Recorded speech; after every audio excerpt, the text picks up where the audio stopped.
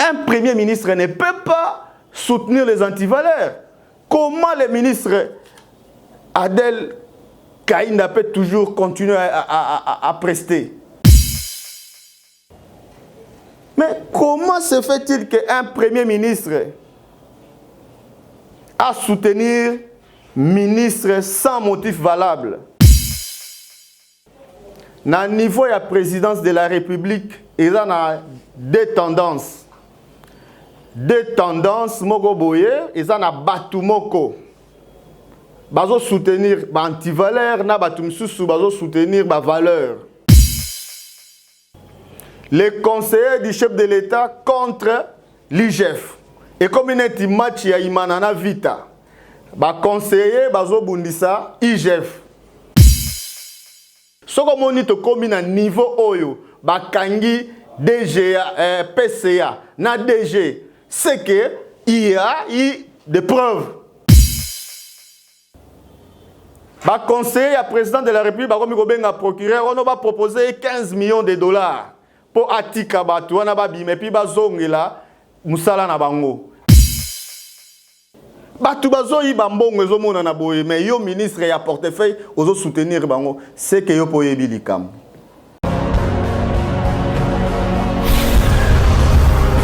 Correcteur News TV, Awande correction, il y a news tout.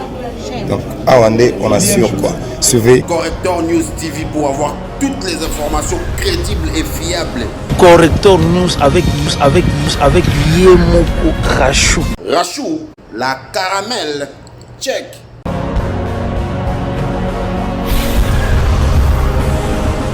Merci mingi na bandeko oyo ba mesana kolanda biso à travers le monde na YouTube et puis na ba chaîne à télévision pour na émission na biso oyo ngai soso na ko sala analyse pour na bino na canal ya Correcteur News Télévision oyo landamaka partout.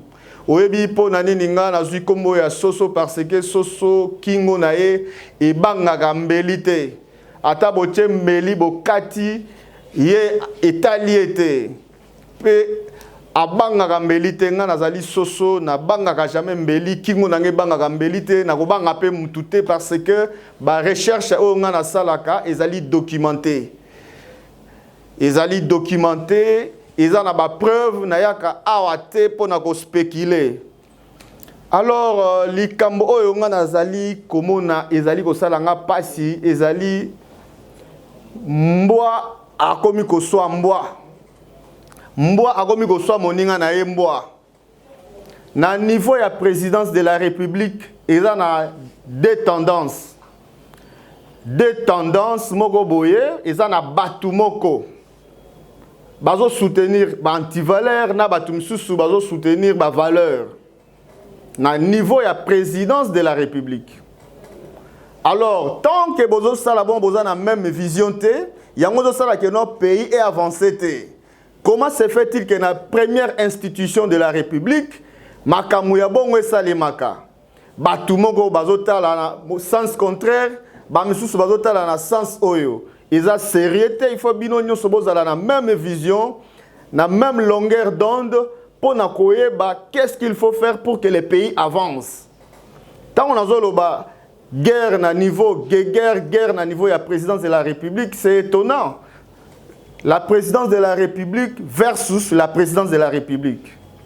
Les conseillers du chef de l'État contre l'IGF. Et comme il y a un match, il y a Imanana Vita. Les conseillers bazo bundisa IGF. Mbaleleki to utaki kobeta lisolo ya détournement ya surfacturation ya mbongo na niveau il y a Onatra, ex-Onatra, ou comme on a comme SCTP, Société de commerce, de transport et de ports. Oye Kamamaki Nandeko Masumbuku, Pena PCA Mbo. Oh, lelo bazali na makala. Yango na zolo ba guerre ezali na niveau ya présidence de la République entre bango na bango. IGF faisant la présidence de la République, bah conseiller, bah la présidence de la République. Mais bah conseiller, bah comme il faut combattre lutte, il y a IGF. Et ça sérieux, il faut quelque chose par rapport à Likamboyo.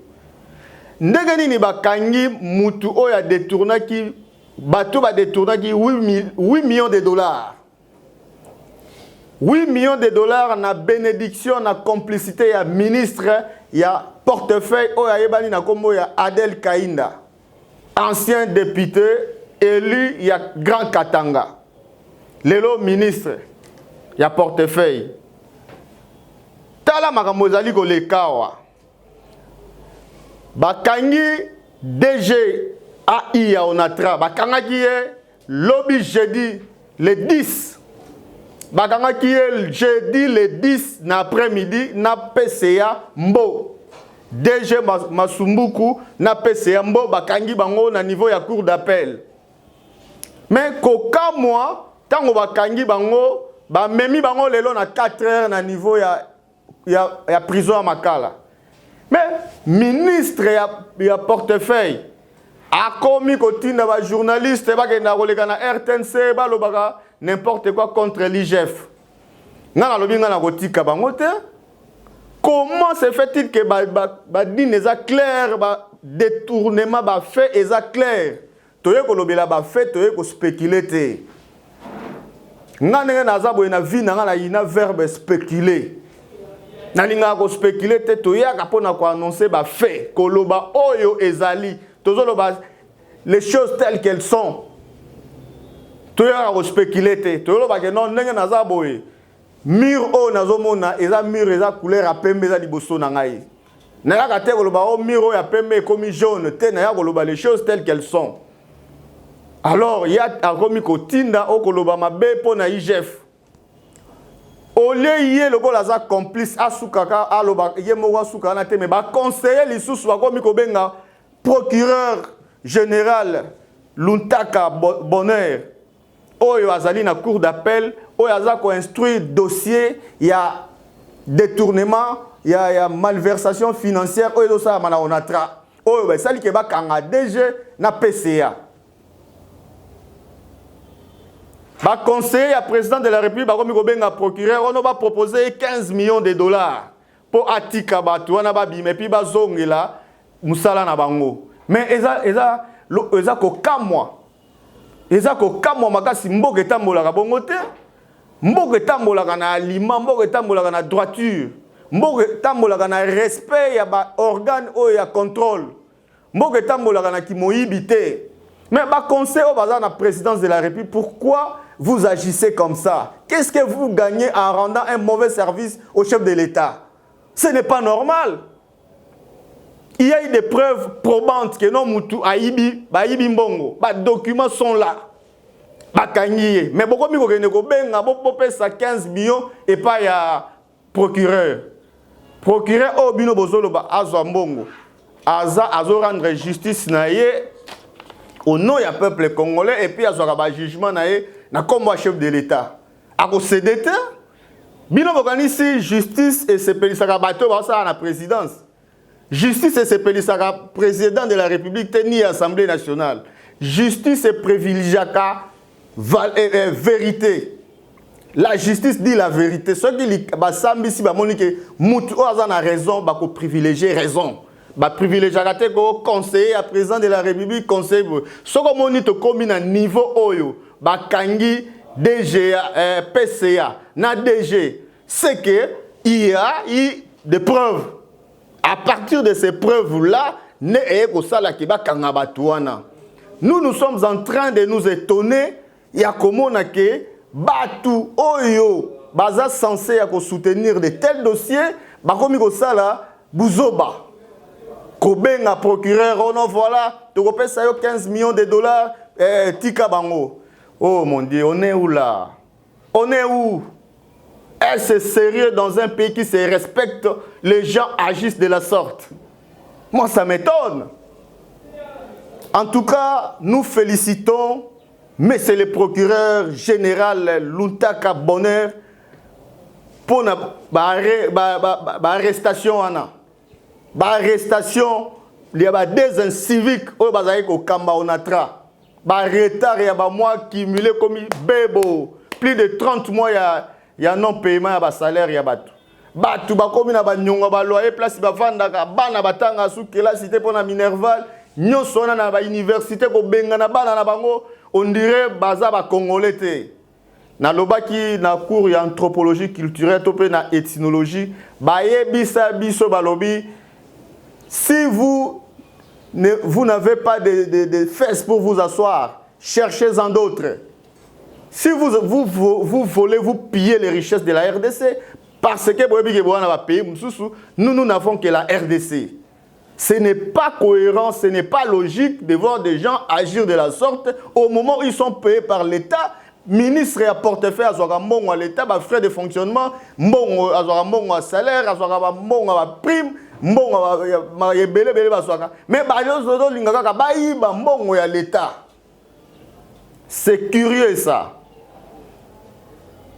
En tout cas, te féliciter, procureur, bonheur, makasi na musala zali kosala pour l'arrestation ya DG na PCA. Oh, bakomi lelo na makala. PSDG Masumbuko na PCA Mbo. Attaque bazali na soutien et puis na complicité à ministre et à portefeuille. Mais bakangi bango quand même. C'est une bonne chose. Et puis toza ko senga ngai eloko ekoki ko salema ya bien zali arrestation ya ministre et à portefeuille Mama Adel Kainda.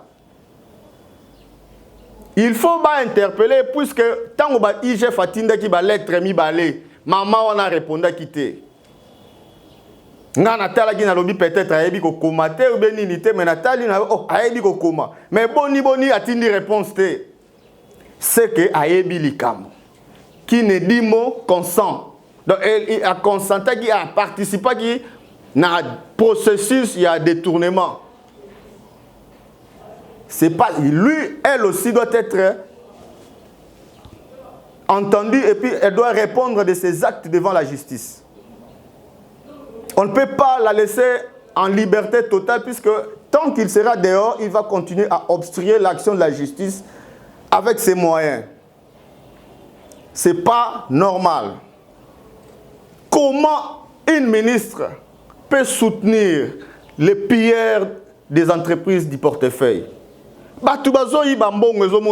Mais yo ministre et à portefeuille ozo soutenir bango c'est que yo poyebi likam ministre et à portefeuille ayebi likam na yebisi bino ke non na lobai na début ya ba propos na nga ya intervention na ke non na soso kingo soso banga ambelite na lobi ministre et à portefeuille ayebi makambazo sala alors ba koki ko tika libanda te parce que a construire na musala ya justice. Akotia mabaku, akotia ba poso habitabe na nzela po justice est glissé koya, bazwa batona baza na prison batika ba on a liberté. Mais ceux qui batona batika na liberté ngai na kokanga munoko te na koloba kaka. Alors on atra eza confronté na ba problème ebele, il faut batu oyo bazo sala mabe po na entreprise wana batia bango pembeni ndenge basali lelo. Ça sera une bonne chose pour le décollage et entreprise Tobengi ex-Onatra.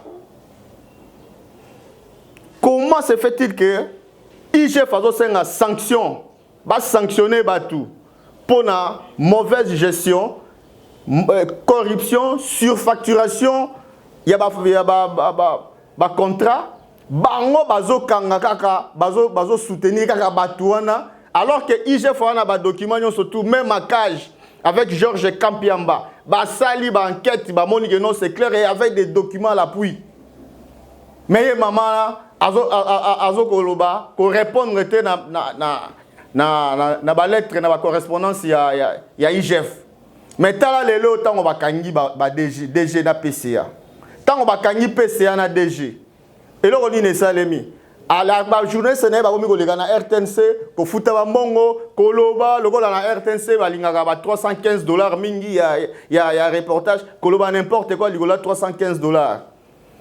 Ce qui bino bozui $315 ya reportage. À les bateaux ba futa makate wana nde ba ko futa ba loyer, ba ko futa Minerval la ba na bango, ba ko futa ba frère académique ya ba na bango bazakuna. Beaucoup de vieux parents na 315 $, au besoin d'un reportage. Botalaka intérêt à payer. Et puis il faut vous aller dans la ligne éditoriale. Beaucoup ça la biloko vaille que vaille. Il faut qu'on mûrire la contre-vérité pour savoir si l'information est vraie ou ce que nous débitons est fondé. Évitons la spéculation. Moi, je suis contre la spéculation. Problème sous ce sali, problème il y a Premier ministre Samba Lukonde. Nde na hotel kolobanaza soso na bangaka kingo na bangaka mbelite. Mais comment se fait-il qu'un Premier ministre a soutenir ministre sans motif valable? Ministre Oazali ko se distinguer chaque fois, tous les jours qui passent dans les antivaleurs, alors que le chef de l'État se bat contre ce genre de pratiques. C'est grave. Un Premier ministre ne peut pas soutenir les antivaleurs. Comment le ministre Adel Kaïnda peut toujours continuer à prester avec des preuves avérées comme ça de surfacturation, de corruption? L'ONATRA signe un contrat avec IMD. Mais le directeur de cabinet du Premier ministre quitte son bureau pour aller signer les documents avec le IMD là. Qu'est-ce qu'il est allé chercher là-bas? Est-ce que c'est ça son travail? Un membre du cabinet du Premier ministre quitte le bureau pour aller dans une entreprise privée. Qu'est-ce qu'ils ont fait? Tout ça pour concourir à la surfacturation et à contrat. Et là, vous avez 2 milliards 450 045 2 millions pardon 445 000 dollars. Malamongo et l'ongwane comme on a à peu près 8 millions de dollars. Ce n'est pas normal. Ce n'est pas normal. Alors, Togoloba Mingite, Tozo Senga, na ministre, il y a portefeuille de quitter les choses avant que les choses ne la quittent. Qu'elle quitte de soi-même, ça sera sortir par la grande porte. Si elle veut sortir comme ces deux collabos de l'ex-Onatra là, ces deux ex-collabos de l'ex-Onatra qui sont maintenant en prison, libre à elle. Mais ce qu'elle a honneur, c'est le moment de démissionner. Parce qu'elle n'a pas répondu aux correspondances de l'IGF. On ne peut pas continuer comme ça. Donc voilà un peu message Oyo. Tolingaki to pesa lelo pour na dossier auto bandaki depuis début de la semaine. Titoye na on a souka semaine. Tout le monde qui évolue bien. Ba tuana ba mi ba kangi bango. Mais Tolingi justice va répondre na ba acte na ba tika justice et ça la musala nango librement. Balinga ba mbilinga te ba ya na 15 millions de pesa juge 15 millions de dollars pour atika bon. Siko bino bato balingi ba détourner 8 millions de dollars. Allez bino mo proposer bango 15 millions. Ozomo nango te que non ils ont même le kuta. Allez tant on ya ko libérer bango les nambons on peut bo pesa te parce que ça le kuta zo monana. Le la bo message le kuta. Botika justice ça la musala nango. Félicitations à IGF. Na loba qui la fois passée oya ko meka ko empêcher musala IGF ezali ko sala na président ya IGF na numéro 1 ya IGF Gilles Alingeti akokuta na peuple congolais na nzela na ye. Akokuta na peuple congolais na nzela na ye. En tout cas to suki wana merci na staff technique ya correcteur news Oyo ba permettre biso que Moussa Deleka na kimia nyonso. Merci mingi na ndeko Corneille Kasonga. Merci na Manubila.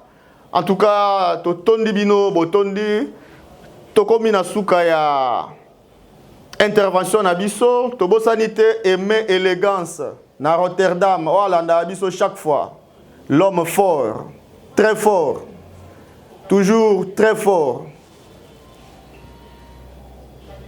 Tobo sanité lisusu ndeko na biso DG Rachou la caramel oyo abundaka na ba pasi nyonso tout pour na chaîne oyo et avancer. Topesi merci lokola apesaka biso liberté à s'exprimer chaque fois soki likambo ezali a hésitaka ta fongola biso porte toloba. Merci mingi na ndeko Rachou. Totikali tokomi mbala sima botikala na kimia.